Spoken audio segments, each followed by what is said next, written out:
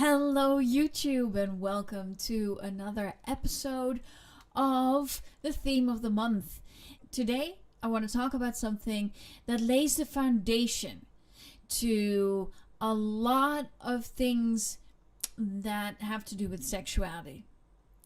So, I've covered this topic before, but that was probably over a year ago, maybe even 2 years ago. I don't exactly remember. And it bears repeating, and as we're talking about this topic right this month, I think we need to repeat it right now. So, what I'm talking about, kids need to know they have a choice what happens to their physical body. This is basically my main point. The reason this is important is because if you lay this foundation, then it doesn't matter if we're talking about just a hug that they don't like, or some touch they don't like, or being respectful to somebody else who said, no, I didn't like that. It doesn't matter what we're talking about. If it's really severe or, in our eyes, innocent, because if they don't want it, that's good enough for us to say, okay, then you don't have to do it. Now, that doesn't go for every single thing in parenting, but I would say if it's your own body, you decide what happens to it, unless there's some kind of medical emergency. So I don't care if it's your own mom, your dad, your uncle, your grandma, grandpa, next door neighbor, your sister, your brother. I don't care who it is. If they do something that you don't like, you get to have a say in it. You get to say, I don't want this. And then your parent is supposed to back you up.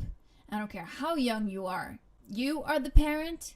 You back your kid up when it says, nope, I don't want this. And this is so far from what we do in reality.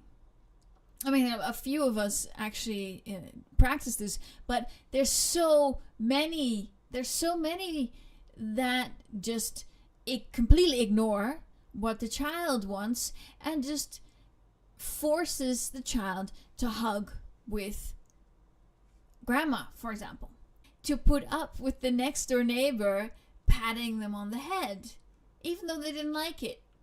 This is basically it. I mean, if you want to hear more details, then by all means keep listening, but that's basically what I'm talking about. Give them a choice. Making the only exception some medical emergency. We have to look at what's going on with your body right now, and you don't have a choice, because we need to know how serious this is, or we need to do some kind of procedure to help you. As long as that's not going on, then I would say give them a choice. The plus sides of this are that there is no need anymore for teaching them about naughty areas, private parts. You don't need to name any areas of the body that are okay and not okay to touch, because it's all up to them. If they don't like it, they can get it to stop. All they need to do is to tell you, or to say to whoever's doing it, stop, and then they should stop.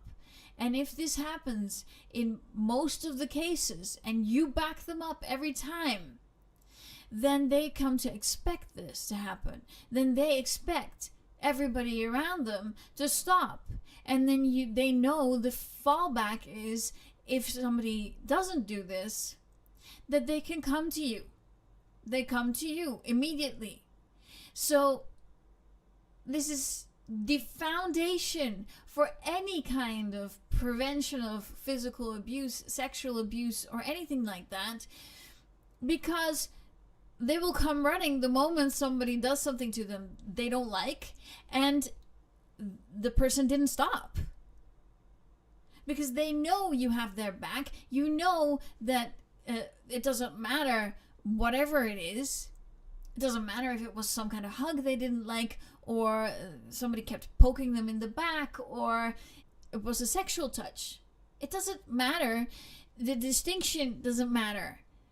Because all their life, what you've done is tell them that they're in charge of their body and they get to decide what happens to it. So they have a choice in the matter. And if somebody doesn't listen, that you will back them up. So the plus side, no need to teach them about naughty zones, private parts, or anything like that. So they never get this strange idea that there are parts of the body that are a no-go zone, which is kind of a weird idea, especially as a grown-up. This is not a useful idea anymore. It hinders you. So a lot of people still have this, that they feel that parts of the body are just taboo, that are bad somehow. And it's hard to shake. So if you do this, you won't ever have to teach them that. Then, like I said, they will be really prepared for the case that somebody does something that they don't like. Because kids are doing that all the time to each other. And there's so many social situations that that kid does not want to be kissed or touched or pinched in the cheek or patted on the head. And you have saved them from it. You've said there's no need to put up with that, and talked to whoever was doing it and backed your kid up.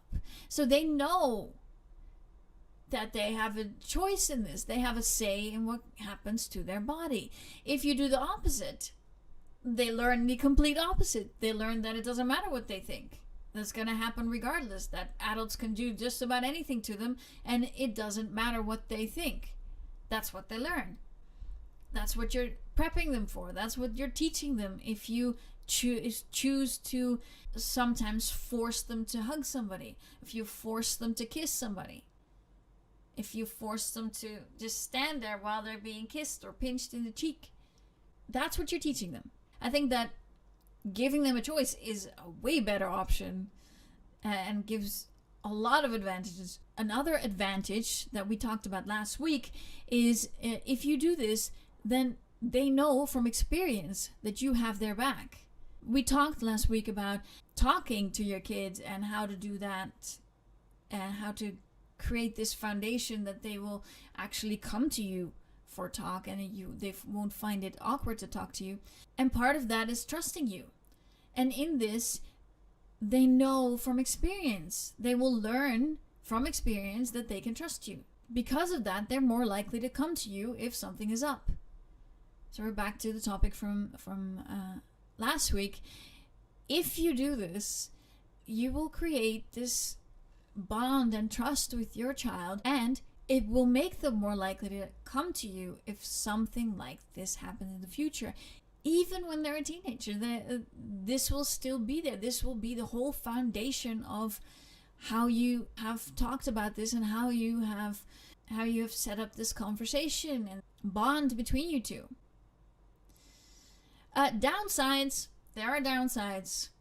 Relatives are going to be mighty offended that you aren't making your child give them a hand or a hug or a kiss, because so many grandmas want to pinch those cheeks, or aunts want to pinch those cheeks. I don't know why this is a thing, but a lot of kids don't actually like having their cheeks pinched or having this person kiss them, let alone hug them. There's so many kids that want nothing to do with that. And you just need to back them up whenever they look like, get away from me. Yeah, they don't have to verbally communicate everything. You can tell when your kid's uncomfortable. So do this. But yeah, people are going to be offended. People in the supermarket are going to be offended that you dared say something about their innocent patting on your child's head. Some random stranger just comes up to you, starts talking to you, and goes, "Aren't you cute?" And your kid's like,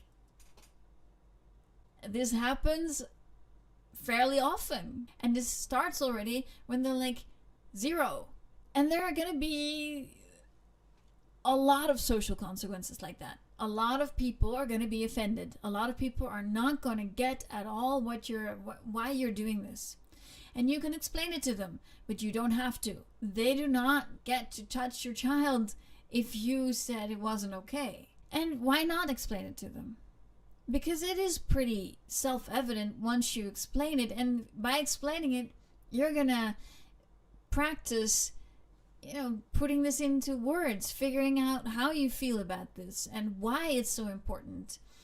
And then I'm pretty sure anybody could be on board with this, could actually go, yeah, okay, I get that, that makes sense.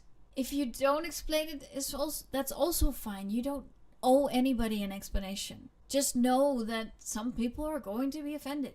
This is just something that happens. It's going to happen. So what's the doing? Just repeating to wrap this up. What's the doing? Give your kids a choice.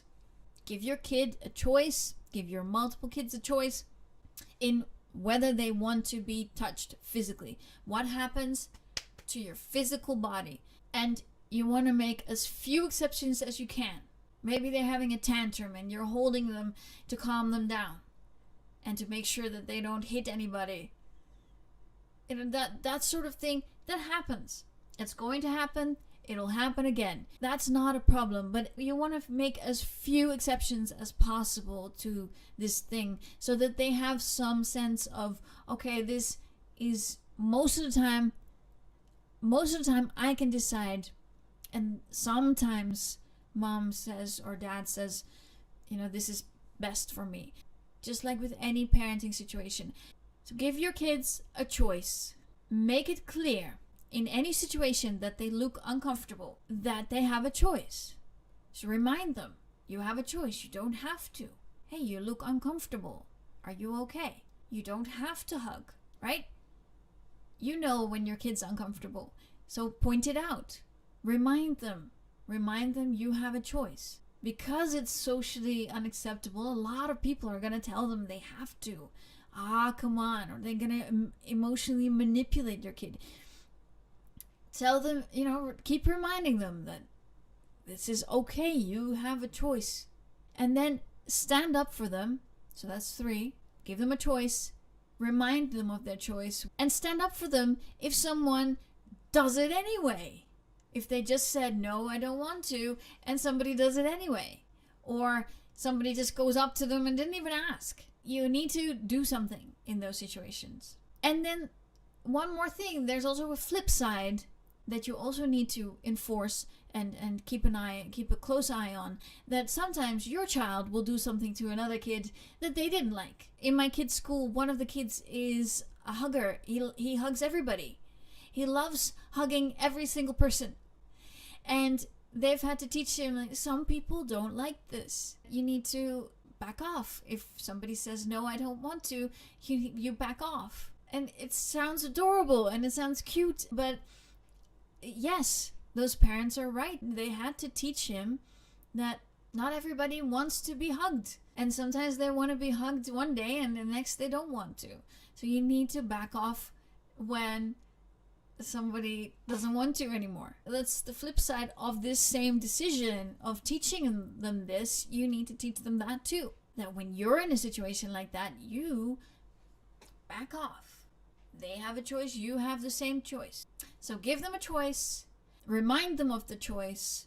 And stand up for them when it happens anyway. And then the 4th one, remember the flip side of it. That they also have to back off when somebody says no. And then you got it. And you just keep doing that as consistently as you can. It'll take some flipping of your mindset if you've been doing it different. But that's okay. Change it and start being consistent about this. Notice how many times this happens, that your child is in a situation like this and they don't get a choice in the matter. Give them that choice back. Alright, that does it for this video, and I will see you in the next one. Bye.